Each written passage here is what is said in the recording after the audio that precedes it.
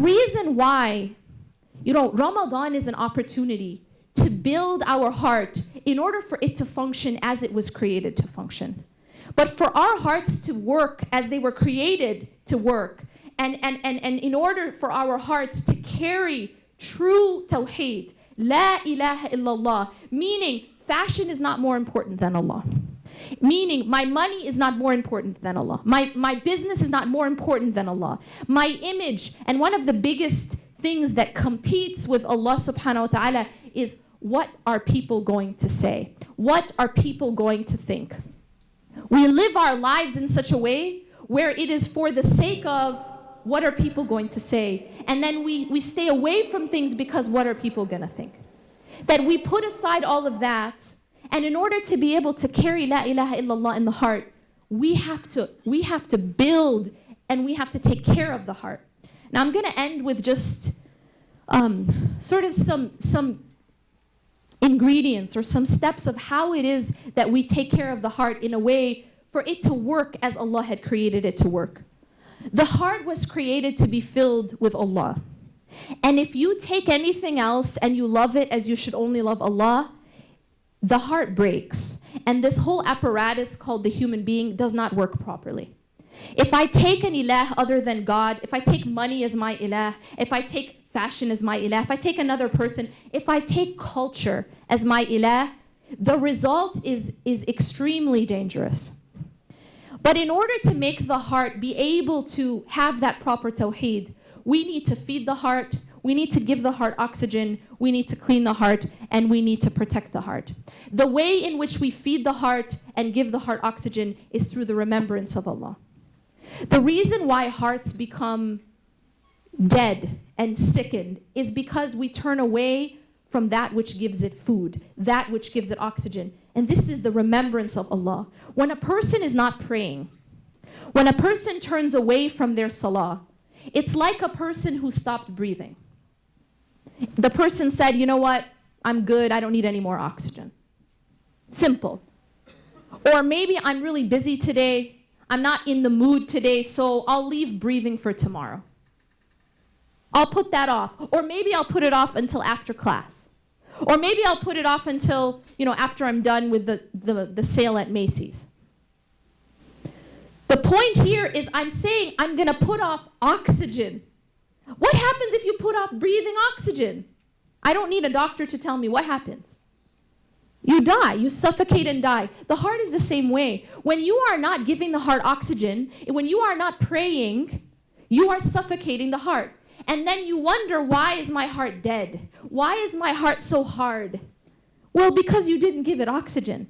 The remembrance of Allah, number one, through your salah, and then through the connection with the Quran, is the oxygen of the heart. Without it, just like the body, it suffocates and it dies.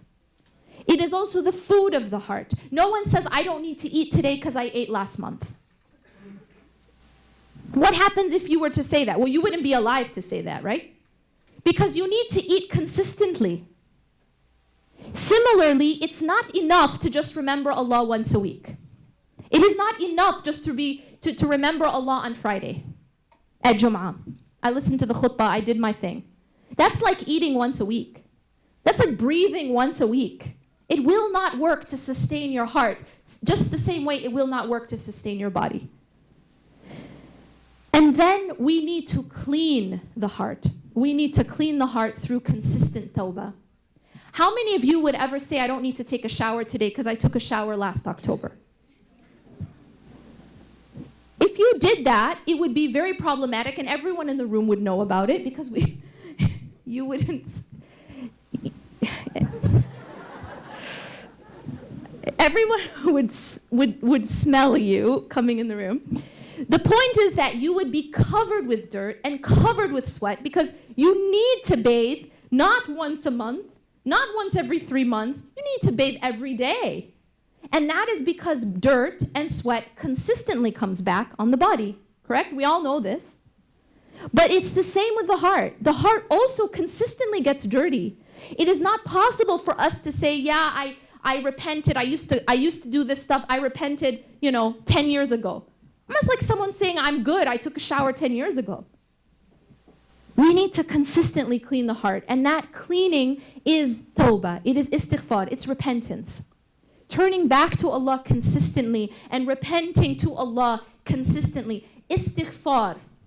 The Prophet himself, sallallahu alaihi wasallam, used to make istighfar 70 times a day. And some narrations say 100 times a day. Finally, we need to protect the heart, just like you protect the body.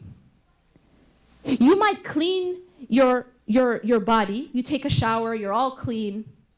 You fed your body, you had a good meal, you're breathing oxygen. But then you go and you play in the mud. This is what kids like to do after they take a bath. Right? Then they go straight out to the sandbox. What's going to happen? Immediately you're going to get dirty again. This is the problem of what we do with our hearts.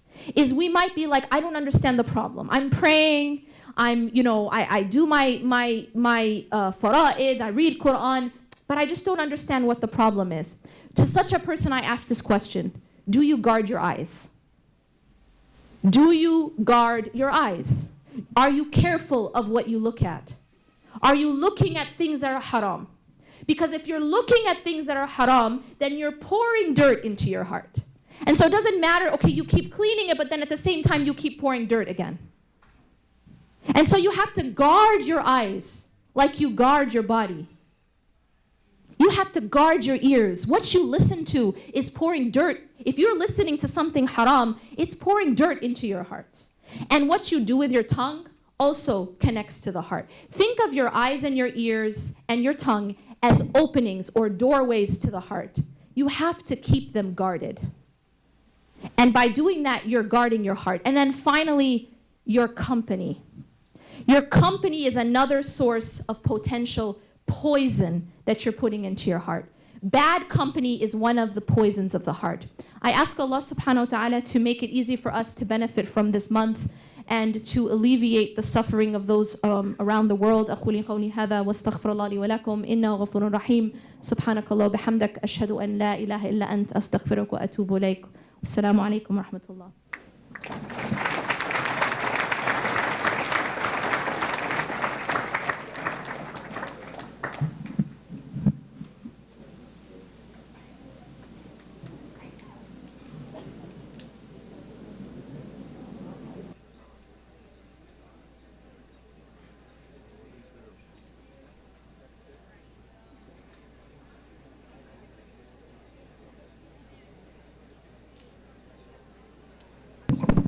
Right here, that's fine.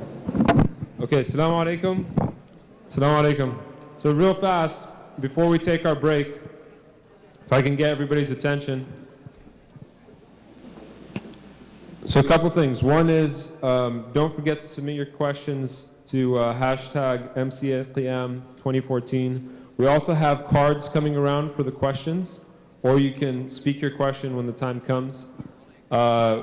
When you do come back, inshallah, please again fill in the seats. We'll have a presentation right now by the Board of Trustees. So please hang tight, inshallah. Jazakumullah khair.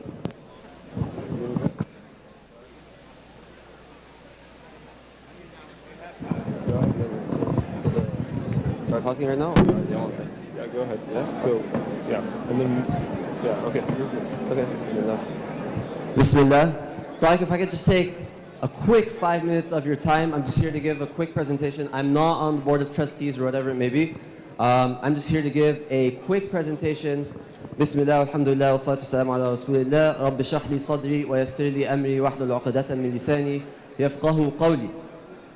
Really quick, MCA has purchased the building next door. Can I please just have a common courtesy of speaking? Jazakallah khair. MCA has purchased the new building next door, and unfortunately that's all it's become, a new building where we can finally legally park. MCA 2.0 is the initiative, the culmination of MCA's dreams, of our communities' dreams, of our community's support, of our community's needs, so that we purchase the new building and so that we can use it to service those who need servicing. What? Louder? Okay. To service those who need servicing, to meet your needs, to meet your wants, to meet your demands.